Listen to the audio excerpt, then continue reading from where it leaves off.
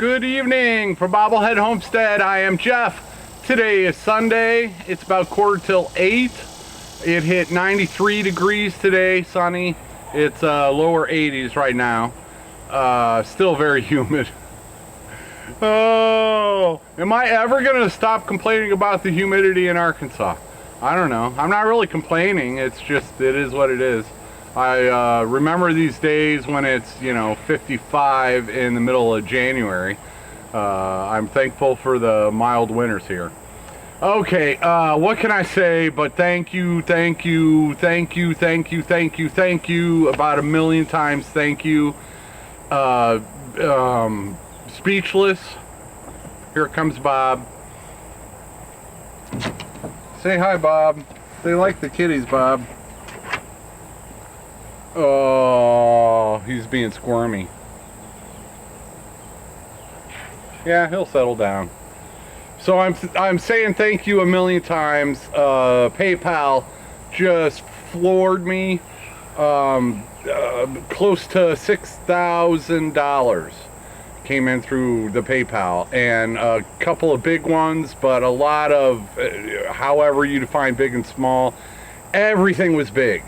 Everything was big to me. Everything was huge to me. This is a huge weight off my shoulders, and I just can't say thank you enough.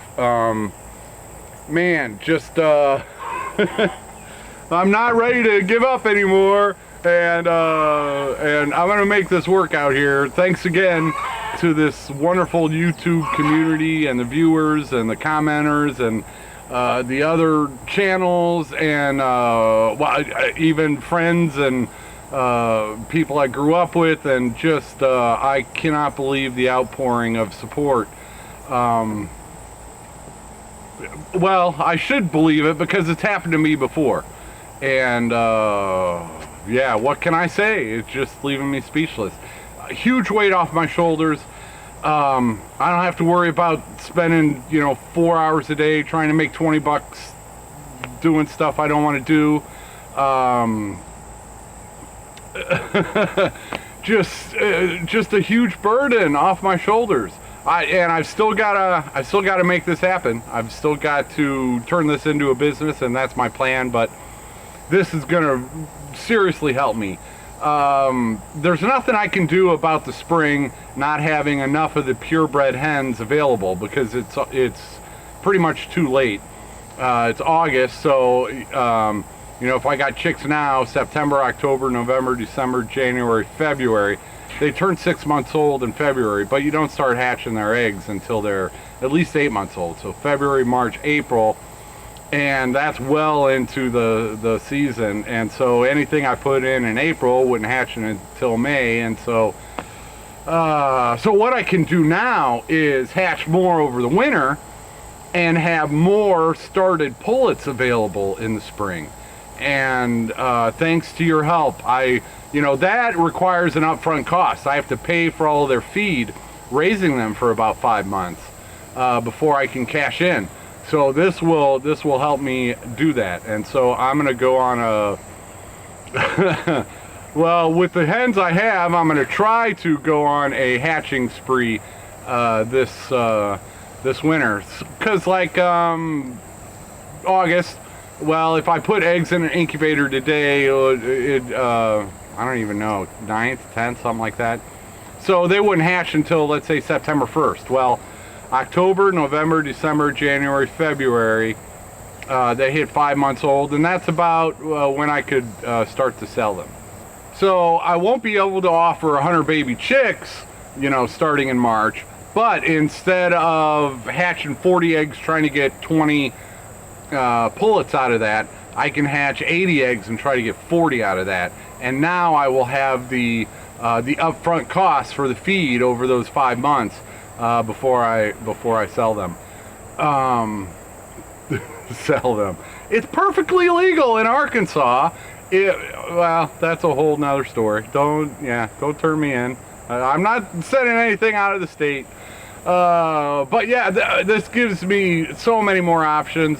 I wish that I could still get more purebreds in time. Probably not. Murray McMurray is already sold out of the white and true blues for the entire season. They have males, but the males aren't going to do me any good. In fact, I've got too many males right now. So, and then the Deer Run Farm in Maryland, where I got the Welsumers, that was the main breed I wanted to get from them. They stopped shipping eggs altogether. I guess I was not their only customer that had problems with broken eggs. And I don't, they're a great farm to deal with. I would definitely do business with them again. And in fact, I hopefully will. They're not shipping any more hatching eggs, but starting in September, they will start shipping their baby chicks. And they are not inexpensive.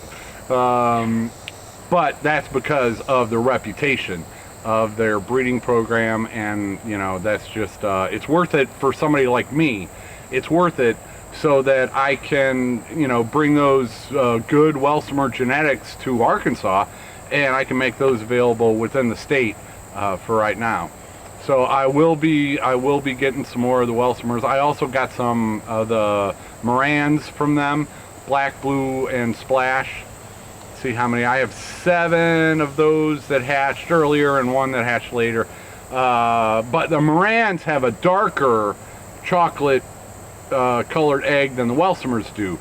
So those, I really don't want to, be a Moran's breeder. I would like to offer some, they won't be show quality. They won't be, you're not going to win any county fairs with them, probably. But those I wanted to use in the olive egger program to create the deeper, rich, green olive eggs. Whereas the Welsumers, I really do want to concentrate on those and forget about the egg color. I want to meet the standards of perfection as far as their feather coloring, their body type, their comb size, their wattle size, their all of the standards of perfection. So the Welsumers, I do want to concentrate on those.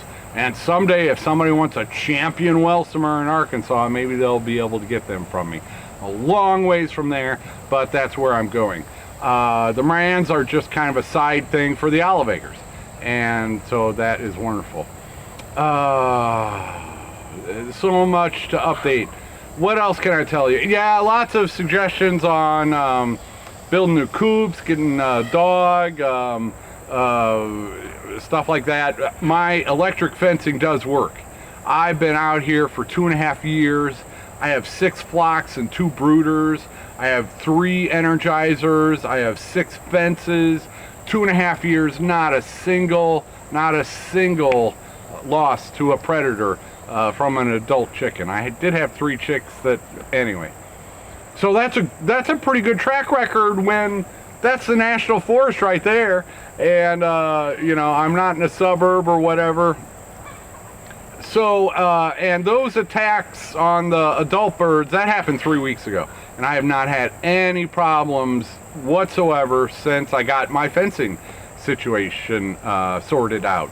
The one fence, that was my fault. That was neglect. I wasn't out there inspecting and testing it every single night. And it, it came back to bite me. The other ones, that was out of my control. Something got tangled in the fencing. It smashed an energizer. I had half of my flocks were unprotected until I got another energizer in and I was able to fix that fence. But so it's been 2 weeks and I have not had another predator attack from the raccoons. You saw that I did catch 2 of the raccoons.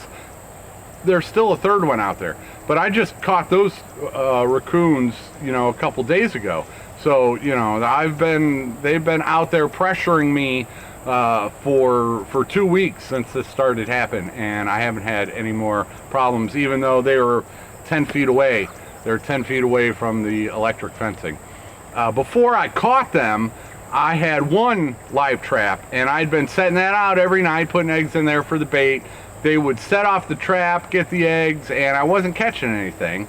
And then I got the 2nd live trap from a neighbor, and I did the same thing. I put the eggs in there, and that night You know, that very same night when I borrowed that second trap, I caught 2 of the raccoons, but there's still another one out there.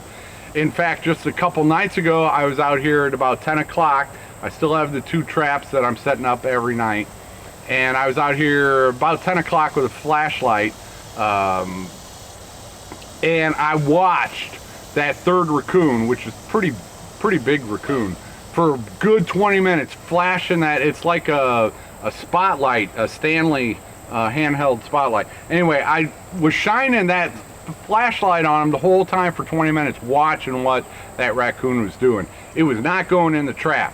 It was reaching through the sides to get the eggs and break them, and then, you know, trying to eat it through the cage. Yeah, pretty smart. So I might have a problem catching that third raccoon. I've reset the live traps tonight. I've had one suggestion from Jerome Bee Farm.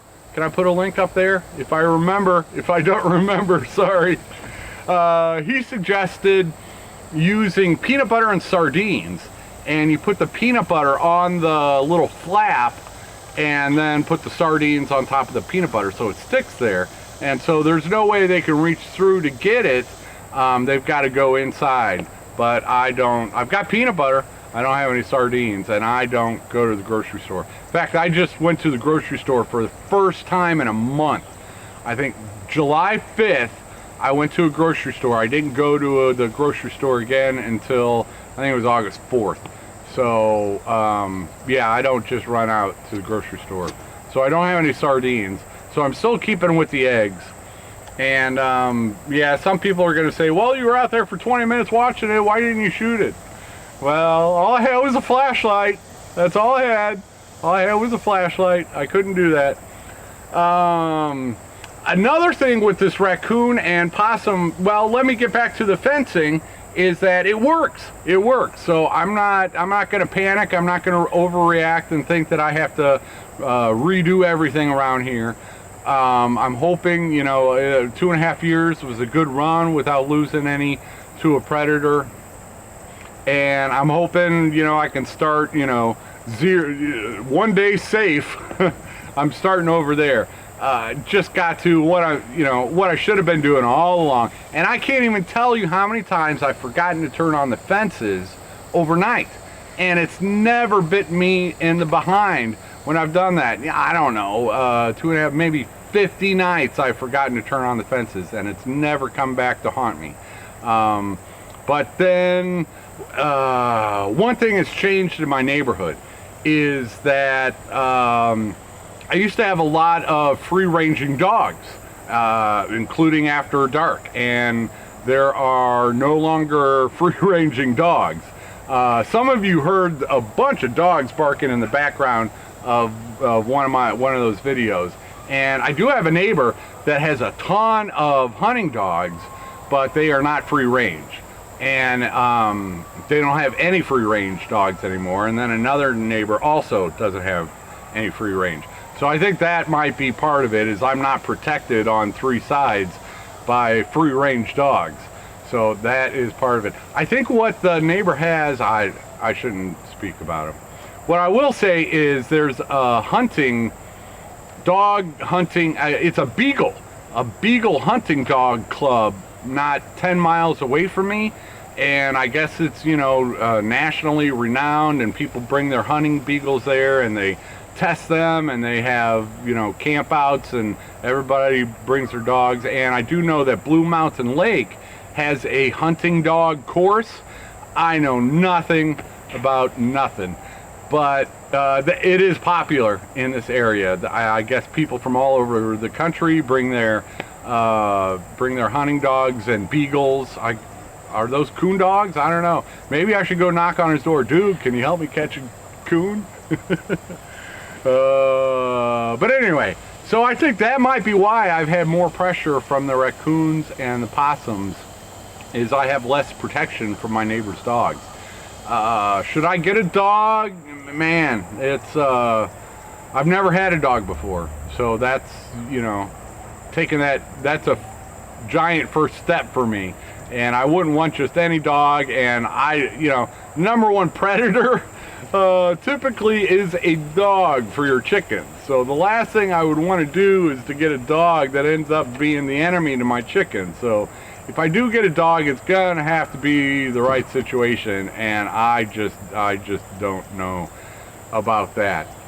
So I'm cool. I'm cool as far as the fencing and the energizers. I have reinforcements on the way. I've got another energizer and some fencing coming, thanks to a friend, and thanks to you. I'll be able to compensate them for bringing those back here. I don't need them right away, but that will be great. Oh, see, I'm just making all these rambling videos now. What's something else? I forgot to tell you that my corn, dudes, it was looking so good, and I cut the chickens off. The raccoons off. They could no longer get to my chickens.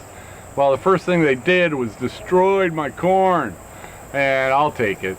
The corn is surrounded by electric fencing on 3 sides, but they're coming from the back of my property.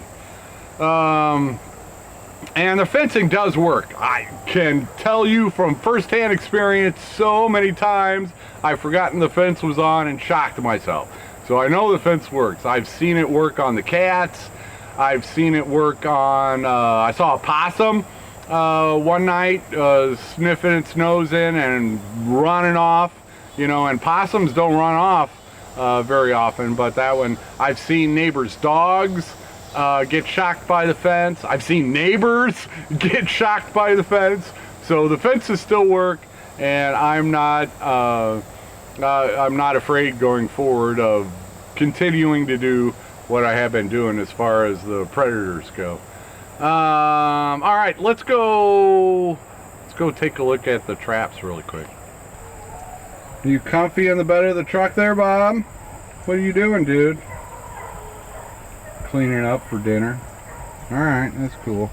And I see Fifi's out here acting like she's dead, as normal. Fifi, are you alive? Yep. Are you napping before dinner too? Is that the deal? It's getting dark fast, but I've got the 2 traps set out. I've got a number of eggs in each one. And I push them back into the brush, hoping that, it discourages the raccoon from, trying to, I don't know what I'm doing. And you can see I've been baiting these raccoons for weeks now with eggs. So, yep, another night and another attempt to catch that 3rd raccoon. It's getting dark fast, but I've got the 2 traps set out. I've got a number of eggs in each one. And I push them back into the brush, hoping that, it discourages the raccoon from, trying to, I don't know what I'm doing. And you can see I've been baiting these raccoons for weeks now with eggs. So, yep, another night and another attempt to catch that 3rd raccoon. It's getting dark. I better wrap this up. So much to say thank you for. Once again, I will be in a position where I can start hiring some youngsters that I know around here that would like to make some extra money and get some bigger projects done. I've got a bunch of trees that need to come down and stuff like that, but that has to wait until winter when the jungle has died off, because yeah, I live in a little jungle on this property. Yeah, take a look at this real quick.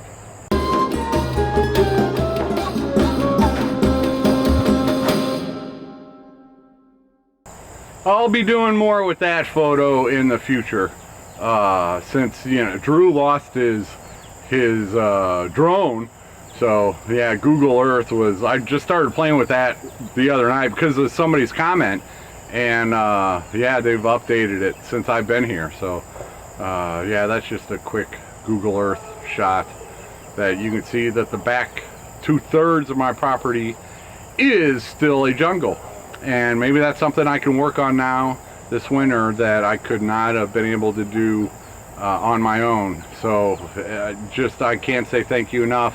And it really is getting dark, And I just did this whole spiel about how I don't have any free-ranging neighbor dogs, and one of them just, the last one, I think that's free-ranging, just ran by.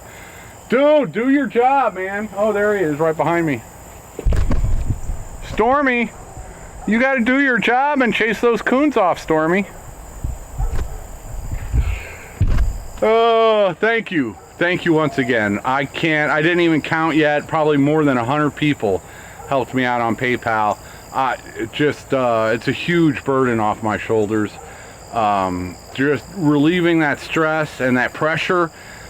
Stress and pressure for me, and I've read for other people with Parkinson's, it really does aggravate our condition and aggravate our shakiness. And I can tell you, for me, that is definitely true. When I'm stressed out and under pressure, I have less control over my muscles. So physically, emotionally, financially, on so many levels, you have just given me a huge boost. And I can never repay you back. All I can do is try to keep on making videos, try to stay positive, try to fulfill my dreams of turning this little homestead into a going concern that would at least support me, and it doesn't take much to support me. So, all right, I'm gonna pet Stormy here, and I will talk to you guys in a day or two. Thanks for watching. Take her easy, everybody.